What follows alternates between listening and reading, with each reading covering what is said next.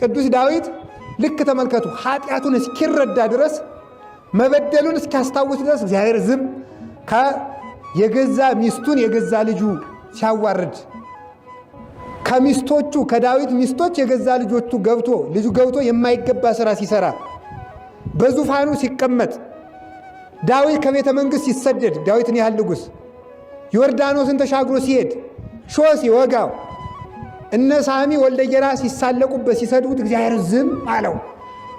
ከዚያ በኋላ ቅዱስ ዳዊት እግዚኦ በመዓትከ ይትቅስፈኒ አቤቱ ተመልከቱ ወፈውሰኒ እስመ ድውያነ እስመ ተሃውካይ ጽምቴ የጽድቅ መሰረቴ ተናውጿልና። ባለፈው ነግሬያችኋለሁ። እነ ንጽህና እነ ጽናት እነዚህ እነ ሃይማኖት እነ ቅድስና አጥንት ተብለው እንደሚጠሩ እስመ ተሃውካይ ጽምቴ ያለ ንጽህናዬ ፈርሷል ማለቱ ነው።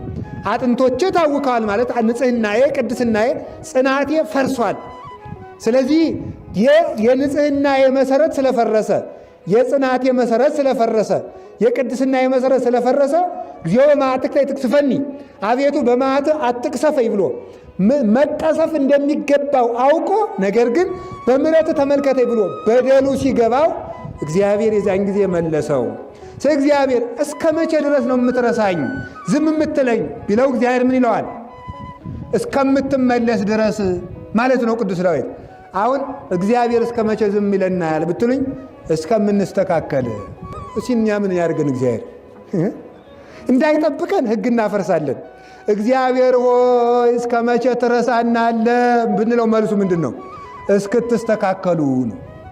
እስክትስተካከሉ እኔ ምን አደርጋችኋለሁ አለ፣ ዝም እላለሁ። እግዚአብሔር ዳዊትን እስኪስተካከል ዝም አለው። በደሉ እንደበደለ ሲገባው ሲያለቅስ እዚያ በኋላ ምን አለው? አቤቱ መበደሉን በድያለሁ፣ ቅስፈትም ይገባኛል፣ ግን አትቅሰፈኛል እና ኦ እግዚኦ እለዋለ ምክረ አኬጦፌል አቤቱ ዳዊት ይጥፋ ብለው የመከሩትን የእነ አኬጦፌልን ምክር አፍርስባቸው ብሎ ሲጸልይ ሰማው። በደላችን ዳዊት በጠላቶቹ ላይ የጸለየው ጸሎት የተሰማው ንስሐ ከገባ በኋላ ነው። መበደላችን ከገባን መስተካከል እንዲገባን ከገባን ከዚያ በኋላ እግዚአብሔር ይሰማናል። እስከ ማይዜኑ ትመይጥ ገጸ ከምኔ የእግዚአብሔር ፊት የተባለ ምሕረቱ ነው። እስከ ማይዜኑ አነብር ሐዘነ ውስተ ልቤ ምን ይላሉ አባቶቻችን? ይህን አንቀጽ ተረጉሙ። መብራት ሲያጠፉ ይላሉ። ከቤት መብራት ሲጠፋ ይበራ የነበረው መብራት ሲጠፋ ምን ይሆናል? አይጡ ጉርጡ ሁሉ መጥቶ ተመልከቱ ቤቱን እንዳልነበር ያደርገዋል። ቤቱን እንዳልነበር ይሆናል። ወትጽየረኒ ተመልከቱ ሐዘን ልቤ ኩሉ አሚረ ልቤ ሁልጊዜ ታስጨንቀኛለች። ወትጽየረኒ ልቤ ኩሉ አሚረ ልቤ ሁልጊዜ ታስጨንቀኛለች። ይህ የልቤ ሐዘን እስከ መቼ ነው የሚቆይ ብሎ ቅዱስ ዳዊት እግዚአብሔርን ይጠይቃል። ስለዚህ መብራት ሲጠፋ አራዊት ሁሉ በቤቱ ላይ እንደሚሰለጥኑ ይላሉ። ተመልከቱ እንደዚሁም ሁሉ ይላል ሰው ኃጢአት እየሰራ ንስሐ ካልገባ የእግዚአብሔር ረድኤት ይለየዋል። የእግዚአብሔር ረድኤት ሲለየው በሰው ልጅ ሕሊና ሁልጊዜ ሐዘን ይወጣል ይወርዳል። ከዚያ የተነሳ እግዚአብሔር ብርሃን ነውና የእግዚአብሔር የረድኤት ፊት የተመለሰበት ልብ አንድ ቀን እንኳን ደስታ ያገኝ። ከዚህ የተነሳስ ምግብ አያስደስተውም፣ ልብስ አያስደስተውም፣ ስልጣን አያስደስተውም፣ ሁልጊዜ ደስታ ቢስ ይሆናል። ለምን ሲባል መብራቱ ጠፍቷል። መብራቱ የምንድን ነው? የእግዚአብሔር ረድኤት ነው።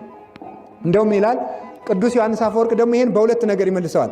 አንደኛ ከወደቡ ራቅ ብሎ ማዕበል በተነሳበት መርከበኛ፣ ሁለተኛ ያለ መብራት በሚጓዝ ሰው። ከወደቡ ራቅ ብሎ የሚሄድ መርከበኛ ከዚያ በኋላ ተመልከቱ ማዕበሉ በስቶ ሲነሳ እንደሚደነግጠው እንደሚቅበዘበዘው ሁሉ እንደዚህም ሁሉ በጨለማ የሚሄድ እስመ ዘይሐውር በጽልመት ኢየአምር ሀበ ዘይሐውር ይላል ጌታ። በጨለማ የሚሄድ ሰው የሚደርስበትን አያውቅም እንዳለ በጨለማ የሚሄድ ጉቶ፣ ቁጥቋጦ፣ ድንጋዩ ሁሉ አውሬ እየመሰለው ይደነግጣል፣ ይቅበዘበዛል፣ ይፈራል። እንደዚሁም ሁሉ የእግዚአብሔር ረድኤት የተለየው ሰው ንስሐ መግባትን ያቆመ ሰው እግዚአብሔር የረድኤቱን መብራት ከልቡናው ሲያጠፍበት ሁልጊዜ ሐዘንተኛ ይሆናል ብሎ ይነገራል። ስለዚህ ለዚህ ነው አባቶቻችን ጀማሪ መነኩሴን በምን ይመስሉታል? ከወደብ በታሰረ ጀልባ ይመስሉታል። ከወደቡ የታሰረ ጀልባ ምን ያለው ጋር መስላችሁ? ወደብ የተባለ ምን ይመስላችኋል? ሃይማኖት ነው፣ ረድኤተ እግዚአብሔር ነው። ከወደቡ የታሰረው ጀልባ ዝም ብሎ ነፋሱ ቢያነቃንቀው ቢያነቃንቀው ቢያነቃንቀው ቢያነቃንቀው ቢያነቃንቀው ቢያነቃንቀው ቢያነቃንቀው ምንም አይገለበጥም፣ ወደቡ ታስሯልና። በፍቅረ እግዚአብሔር የጸና ከሃይማኖቱ የጸና ከበዓቱ የማይወጣ መነኩሴም አንድ ቀን ሰረቅ ቢለው፣ አንድ ቀን ካድ ቢለው፣ አንድ ቀን ገሊት ጋር ዝሙት ስራ ቢለው ዝም ብሎ ይሄ ነፋሱ ነው። ቢያነቃንቀው ከወደቡ ስላለ ችግር የለም። ብቻ ሃይማኖቱን ካልካደ አምላከ አበው እርዳኝ ካለ ቢጸልይ ተመልከቱ። መቼም የመነኩሴ ኑሮ ገመና ማውጣት እንዳይሆን እንጂ አይጣልም። ሰኞ ሲጸልይ ቢያድር ማክሰኞ ተኝቶ ማደር ነው። ትግሉ መከራ ነው ማለት ነው። ብቻ ግን ዋናው መሰረታዊ ነገር ምንድን ነው? ተመልከቱ። ዋናው መሰረታዊ ነገር ከወደቡ አለመራቅ ነው። ወደብ ማን ነው? ረድኤተ እግዚአብሔር ነው። እግዚአብሔርን እርዳኝ ማለት በራስ ጸሎት አለመመካት፣ ከሚወድቁበት ቦታ አለመገኘት። እውነቴን ልንገራችሁ፣ ሰውን ቅዱስ የሚያደርገው ጊዜና ቦታ ነው። ከማይገባ ቦታ ከተገኘ ምን ንጹሕ ሰው ቢሆን ይረክሳል። ስለዚህ የሰው ልጅ አይምሮውን የሚያጎሰቁለው ጊዜና ቦታ ነው። በደግ ዘመን ሁሉም ሰው ጻድቅ ነው። ቤተ ክርስቲያን ውስጥ እኔም ቅዱስ ነኝ። ቤተ ክርስቲያን ውስጥ ከሆነ ከበዓቴ ከሆነ ቅዱስ ነኝ። ግን አሁን ለምሳሌ ጭፈራ ቤት እጄ እኔ ጥሩ መነኩሴ ነኝ፣ ይሄ አይጣል አይድረስ ነው። ሰው በቦታ ይቀደሳል፣ ሰው በጊዜ ይቀደሳል። ከዚህ የተነሳ ሰው የሚውልበትንና የሚያመሽበትን ከባረከ ሰውነቱ ሁሉ የተባረከ ይሆናል። ከተባረከ በኋላ ቦታ የዋለ ሰው ይባረካል። ኩሉ ዘለከፎ ለመስዋዕት ይትቀደስ። ሙሴ መስዋዕቱን ሰውቶ በደሙ መሰዊያውን ይረጨዋል። መሰዊያውን የነካ ሁሉ ይቀደሳል። ከዚያውም የተነሳ መሰዊያውን የነካውን ካህን የነካ ሁሉ ይቀደሳል። የሽቱ ዕቃ የነካ ሁሉ ሽቱ ሽቱ ይላል እጁ። እንደዚሁም ሁሉ ከተቀደሰ ቦታ የዋለ ሰው ይቀደሳል። የተቀደሰ ነገር የሰማ ሰው ይቀደሳል። ከተቀደሰ ሰው ጋር የዋለ ይቀደሳል። አይደለም እንዴ? ስለዚህ ይህንን ለማስረዳት ምን አደረገ? ተመልከቱ። ሰው ከወደቡ መራቅ የለበትም።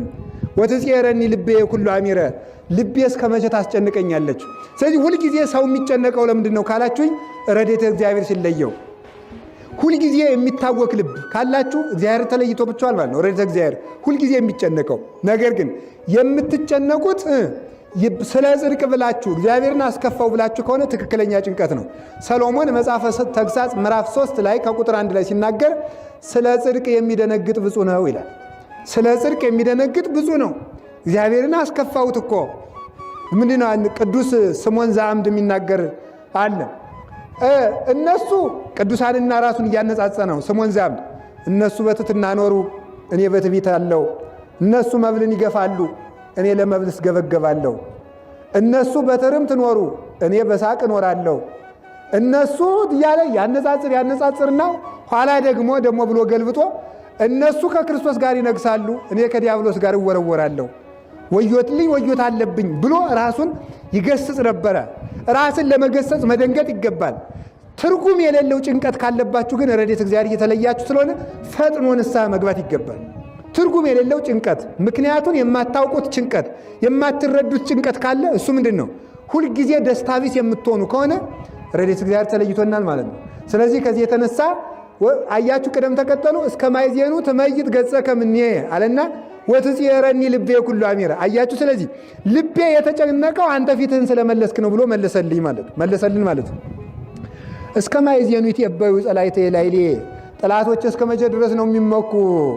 ጠላቶቼ እስከ መቼ ድረስ ይመካሉ? ሐዘን እስከ መቼ ድረስ አኖራለሁ ብሎ ይናገርና መጨረሻ ላይ ተመልከቱ። ነጽረኒ ወስማኒ እግዚኦ አምላኬ፣ አቤቱ ፈጣሪ በምሕረት ዓይን ተመልከተኝ፣ ጸሎቴንም ስማኝ። ከመይበሉኒ ጸላእቴ ሞይናሁ፣ ጠላቶችም አሸንፍ ነው አይበሉ ባክህ ይላል ዮሐንስ አፈወርቄን ይዞ ምን ይላል?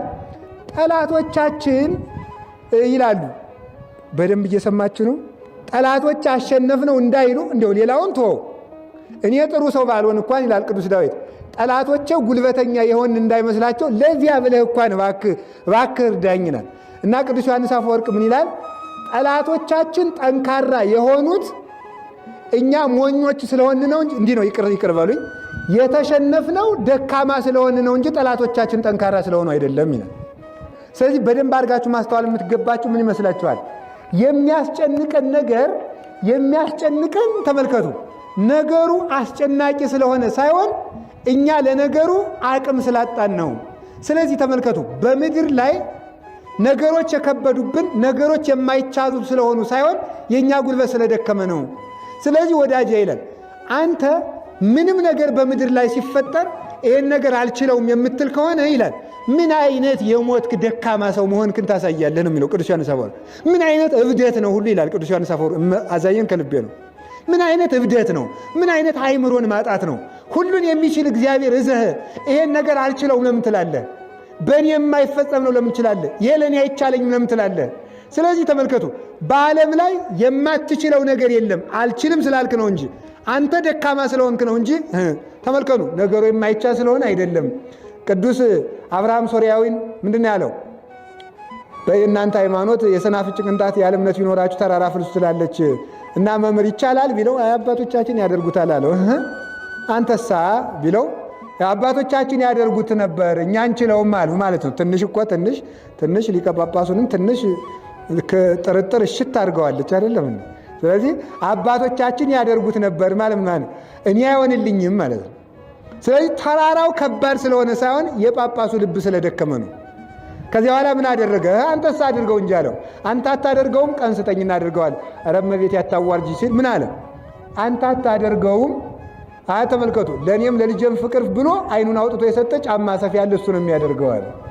እስቲ አሁን በጉልበት ጳጳሱና ተመልከቱ፣ ተራራውን በግፊያ ቢሆን ኑሮ ጳጳሱና ስምዖን ማን ይገፈው? ጳጳሱ ይገፈው ነበር። ያ ደካማ ጫማ እየሰፋ የሚበላ ሌሊት ውሃ ሲሸከም የሚያድግ ነው። ጳጳሱ ደግሞ ወንበራቸው ተቀምጠው እግዚአብሔር የተመሰገነ ይሁን የሚውሉ ነበሩ ማለት ነው።